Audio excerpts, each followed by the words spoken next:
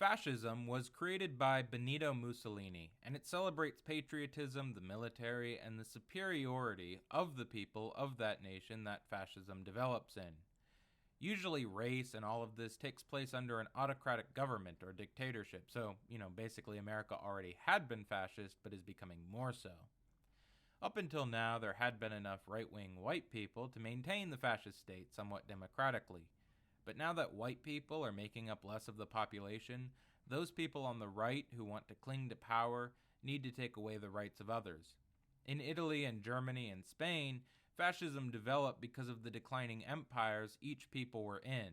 They had lost major wars, or in the case of Italy, hadn't even developed much of an empire themselves, and so they turned to individuals they thought could turn their nations around. We're all familiar with Make America Great Again, but Mussolini, Hitler, or Franco could have used that as their own slogan and mantra, substituting America for their own nation. America's status as a superpower is coming into question as places like China or India develop rapidly. We've lost Vietnam, while most recently the wars of Iraq and Afghanistan have hardly ended the way we wanted them to. We found out the government lied to us about Iraq having nuclear weapons, while in Afghanistan, the Taliban took over the government, the people we had been fighting for the past 20 years. For those of us who never wanted America to be world policemen, there is a somewhat positive view in all of these events, in the hope that, maybe the U.S., others will see the U.S. acting as global hall monitor might not be such a good idea. But for those that exalt the military, when they look at all these events, they see the need for a rejuvenation, and they want to blame anti-war leftists. This is what Hitler did when Germany lost World War I. He called it the stab in the back. When Trump says he wants to make America great again, how does he say he wants to accomplish this? Drain the swamp. It's the leftist politician who's ruining us. It's also all those damn immigrants and outsiders. Build the wall. Rejuvenation to the fascists comes about through purification. They see their country as weaker than it had been in the past, and they want to make it strong again. We must get rid of all those factors making America different. But before we get carried away, there is some solace. America has a stronger democracy than any of those countries because of the 1960s. Overt racism is dead, and the draft is gone. And thankfully the draft is gone. But unfortunately, overt racism is making somewhat of a comeback. And our appraisal of democracy among the far right has significantly declined. They no longer think voting is something worthwhile for all, and a right all should have. Trump was, through his lies, able to bring about an environment where fascism could emerge. And this brings me to the next difference. Trump isn't like Hitler or Mussolini or Franco. These three were soldiers. Trump had bone spurs. These men were young. Trump is old and fat, which is why I suspect people on the far right have suggested abandoning Trump for somebody like DeSantis, somebody younger and less abrasive, but who has the same ideas. And from here is where we see even further progression, supposing fascism continues in the United States. Trump pardoned a child murderer. I'm not saying Trump is a good person. I'm saying Trump and maybe DeSantis I don't really know much about DeSantis, are pedantic people. Trump was born with a silver spoon in his mouth. He might pander to the white trash and have some of their mannerisms, but the fact is, he was born in a mansion and never worked a day in his life. I must imagine that on some level, even the dumbest redneck knows this. As far as working class goes, Trump has no credentials. Again, he's old and fat. I don't think Trump represents the future to a lot of far-right people. He's not QAnon. What Trump did is allow for something like QAnon to emerge. And now, within the next 10 to 20 years, we could see somebody like Hitler or Franco come to power. I mean, there's almost no difference between QAnon and what the Nazis believed, an elite cult controlling everything.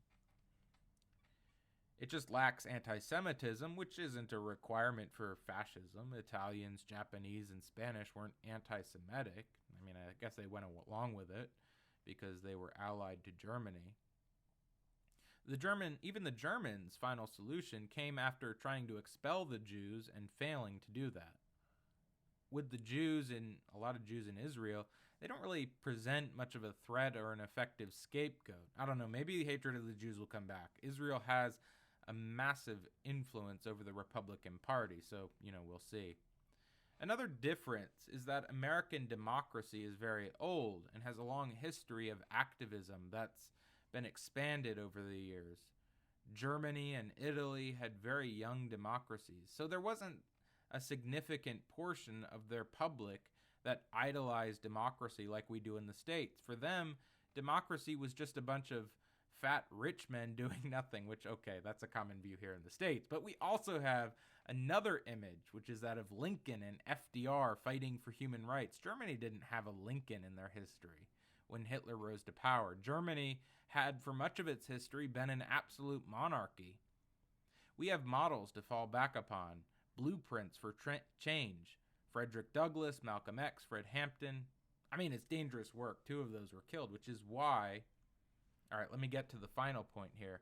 We need to abandon people like MLK. There's no such thing as nonviolence, only one-sided violence. One of the main tactics of fascists is violence. There is no reason to make their job any easier. Brown-shirted and black-shirted thugs. Therefore, if you're able, take up arms. Take a self-defense class, because when the fascists arise, they will be coming after you. All of these militia groups around the country are very easily converted into paramilitary groups that can terrorize leftists. We need people like John Brown. Moral persuasion doesn't work if you're dead and are unable to speak, and the right knows this. That's why they will kill you. It's time for the left to learn this and protect themselves. To me, again, I think one of the worst things to ever happen to the left is that we started to idolize people like Martin Luther King. In my study of history, one of the first things people on the right do is turn to violence. And the last thing people on the left need is somebody like Martin Luther King telling us that we should make it easier for them and not fight back. In the next decade, we stand a very good chance of seeing lots of terrorist activity, far more so than we even do now, coming from the right. History repeats itself, but because it does, we can prepare. They say those who don't learn from history are forced to repeat it. I would add, those who don't read history are also unprepared when it does. It's also important for our protection over the next decade to keep voting in non-corporate Democrats.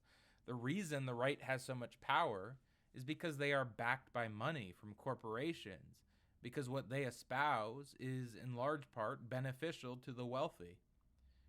We can take this asset away by robbing them of political and financial power, first by voting, and secondly through strikes and boycotts of large corporations. These corporations, and by extension the right, only have money because we make their products and buy their products. If we stop doing that, they lose.